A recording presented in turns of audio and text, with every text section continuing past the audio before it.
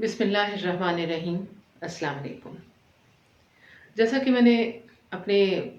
ویلاگس میں بتایا کہ میں 1983 میں نے ریڈیو پر کام کا آغاز کیا تھا، اور یہ میں کہوں کہ اگر یہ میرے فنی سفر کا آغاز تھا، آواز کی دنیا کے سفر میں میں نے پہلا قدم رکھا۔ لیکن ٹیلی ویژن پر جو میں نے خبریں پڑھیں یہ 1985-86 کی بات ہے، اور میرا پہلا بلیٹن جو تھا وہ تھا 5 بجے کا بلیٹن تھا شام کو۔ اور اس کی شروعات کچھ اس طرح سے ہوئی کہ جب مجھے ٹیلی ویژن کی طرف سے یہ کہا گیا کہ میں آڈیشن میں اپروو ہو گئی ہوں، کامیاب ہو گئی ہوں، تو 6 دن کی مجھے ریہرسل کرائی گئی ٹیلی پرومپٹر کی، کیمرے کو فیس کرنے کی، اور اس کے بعد مجھے 6 دن کے بعد کہا گیا کہ اب آپ نے کل آنا ہے اور 5 بجے کی خبریں پڑھنی ہیں۔ میرے لیے بہت ہی خوش کن خبر تھی، اور میرے گھر والوں کے لیے بھی بہت خوشی کی بات تھی، اور میری امی، میرے ابا جی اور خاص طور پہ میرے نانا جو تھے وہ اس سے بہت زیادہ خوش ہوئے، بہت زیادہ ایکسائٹیڈ تھے۔ لیکن ہم جو مڈل کلاس کے لوگ ہوتے ہیں نا، تو ہماری خوشیاں، ہمارے غم، وہ لاکھ ہم کہیں کہ بہت ایکسائٹیڈ ہوتے ہیں تو وہ بھی بہت محدود ہوتے ہیں، تھوڑے تھوڑے سے ہوتے ہیں، ہم خوش بھی بہت زیادہ نہیں ہو سکتے۔ تو بہرطور سب خوش تھے، امی کو بہت فکر تھی میرے لباس کی، اور امی نے میرے لیے منتخب کیا ایک پنک سے کلر کا شلوار قمیض اور دوپٹہ منتخب کیا میرے لیے کہ میں وہ پہن کے جاؤں گی۔ اور دوپٹہ مجھے بہت اچھی طرح یاد ہے کہ نائلن کا دوپٹہ تھا، ہلکے گلابی رنگ کا، اور وہ دوپٹہ میری دادی نے میری امی کو تحفتاً دیا تھا جب وہ حج سے آئی تھیں۔ تو بہرحال یہ میرا لباس تھا جو میرے لیے منتخب کیا گیا۔ گھر میں بہت خوشی تھی، بہن بھائی چھوٹے تھے، میں بھی پڑھتی تھی، وہ بھی پڑھتے تھے، اور میری جو سب سے چھوٹی بہن جو ایک غیر ملکی نیوز کے ادارے سے وابستہ ہے، اور وہ مجھے بتاتی ہے کہ وہ اسکول گئی تو اس نے اسکول میں جو ٹیچر کی ٹیبل ہوتی ہے اس کے اوپر چڑھ کے باقاعدہ اعلان کیا تمام بچیوں کو کہ جی اکٹھی ہو جاؤ اور یہ بات سنو کہ میری بہن نے آج 5 بجے کی خبریں پڑھنی ہیں تو تم سب دیکھنا۔ تو دفتر سے گاڑی آئی اور میں چلی گئی۔ یہ جنرل ضیاء الحق کا دور تھا، اور دوپٹہ جو ہے وہ لازمی تھا، اور نہ بھی ہوتا تو مجھے لینا پڑتا، کیونکہ میری والدہ کو اس چیز کا ہمیشہ سے بہت شوق رہا کہ مجھے سر پر دوپٹہ اوڑھنا چاہیے، نہ صرف ٹیلی ویژن پہ بلکہ اس کے علاوہ بھی۔ تو خیر میں گئی، پہلے دن دفتر کی گاڑی لے کر گئی۔ ان دنوں جو ہے وہ دفتر کی گاڑی ٹیلی ویژن کی آنے اور جانے کے لیے بہت ہی پنکچویلٹی کے ساتھ استعمال ہوتی تھی، اور بہت زیادہ خیال رکھا جاتا تھا خواتین کی، خاص طور پر سیکیورٹی کا۔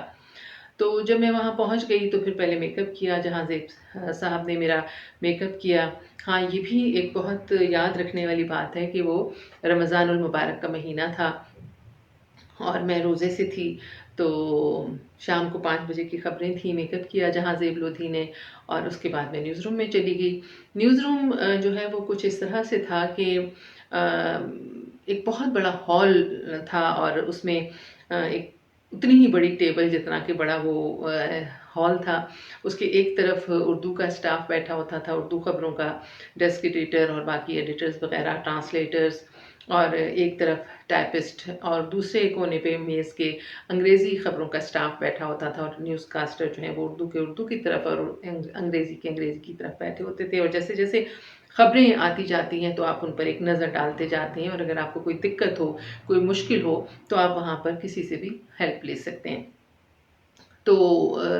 ہاں، ٹیلی ویژن آپ کو بتا دوں کہ ٹیلی ویژن سینٹر جو تھا ان دنوں چکلالہ میں تھا، اور فوجی بیرکوں کے اندر قائم تھا، اور اس طرح سے تھا کہ جب آپ مین گیٹ سے ریسیپشن سے اندر داخل ہوتے ہیں تو 3-4 مختلف عمارتیں ہیں جو کہ ایک دوسرے سے جڑی ہوئی نہیں ہیں، ایک دوسرے سے الگ الگ ہیں۔ ایک میں نیوز روم تھا، ایک میں میک اپ روم تھا، ایک میں پروگرام ڈپارٹمنٹ تھا، کیفیٹیریا یا کینٹین کہہ لیجیے، میں کبھی اس کے اندر تو نہیں گئی لیکن میں نے دیکھا کہ وہ الگ تھی، اور جو ٹیکنیکل ایریا تھا وہ الگ تھا۔ تو اگر آپ کو ایک بلڈنگ سے دوسری بلڈنگ میں جانا ہو اور بارش ہو رہی ہو، لائک آپ میک اپ کر کے اسٹوڈیوز کی طرف جانا چاہتے ہیں، تو آپ کے بھیگنے کا بھی بہت زیادہ امکان ہوتا تھا۔ خیر، یہ اس کام کا حصہ تھا، تو میں وہاں پر ریہرسل کر کے خبریں پڑھنے کے لیے چلی گئی، اور خبریں پڑھنے کے بعد جب میں نیوز روم میں واپس آئی تو مجھے کسی نے کچھ کہا نہیں، کوئی مشورہ نہیں دیا، کوئی شاباش نہیں دی، کچھ برا بھی نہیں کیا کہا، کوئی اعتراض بھی نہیں کیا، بس مجھے یہ کہا گیا کہ آپ نے کل بھی آنا ہے انہی نیوز کے لیے۔ تو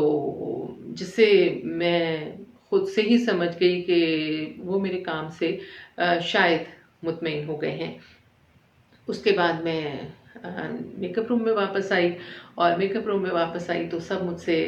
اکٹھے ہو کے پوچھنے لگے کیا ہوا، کیسا تھا بلیٹن، کیا کہا نیوز روم والوں نے، اور بس ان کا پوچھنا تھا اور میرا رونا تھا۔ میں بہت روئی، بہت روئی، اور وہ بیچارے پریشان ہو گئے سب لوگ کہ مجھے کیا ہو گیا ہے، مجھ سے کیا غلطی ہو گئی ہے، بار بار مجھ سے یہی پوچھ رہے تھے کہ عشرت کیا غلطی ہو گئی۔ میں نے کہا اسی لیے تو رو رہی ہوں کہ کوئی غلطی نہیں ہوئی۔ تو اللہ کا بہت شکر ہے، اور میرا اس بات پر ایمان ہے کہ اللہ میاں نے جس کام میں آپ کو ساتھ دینا ہو، برکت ڈالنی ہو، تو وہ آغاز میں ہی اللہ میاں جو ہے وہ ساتھ دیتے ہیں، اور ایسے کام جو ہیں وہ توڑ چڑھ جاتے ہیں۔ تو اللہ کا بڑا احسان ہے کہ میں آج تک اپنے پیروں پر قائم ہوں، اور تھوڑی بہت اس کام میں جو میری عزت بنی ہوئی ہے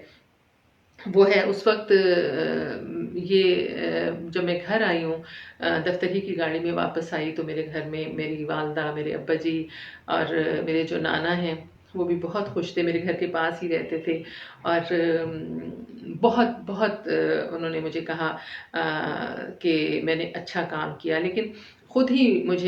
میں نے کچھ چیزیں سیکھی۔ میری سب سے بڑی جو کریٹک ہیں، میری جو ناقد ہیں، وہ میری والدہ رہی ہمیشہ، اور انہوں نے مجھے 3-4 باتیں بتائیں اس دن میرے پہلے بلیٹن کے بعد۔ ایک تو یہ کہ انہوں نے کہا کہ جب تم بولتی ہو تو تمہارے جب ہونٹ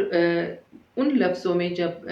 جن میں آپ کے ہونٹ ایک دوسرے سے جڑتے ہیں تو ایک آواز آتی ہے جس کو کہ نہیں آنا چاہیے۔ نمبر 2، سانس کی آواز نہیں آنی چاہیے۔ نمبر 3، کہ جب تم جملہ ختم کرتی ہو تو ایک جھٹکا سا لگتا ہے، تو وہ نہیں ہونا چاہیے، جس پر میں نے بہت محنت کی۔ یہ میرا پہلا دن کا احوال تھا۔ بہت شکریہ۔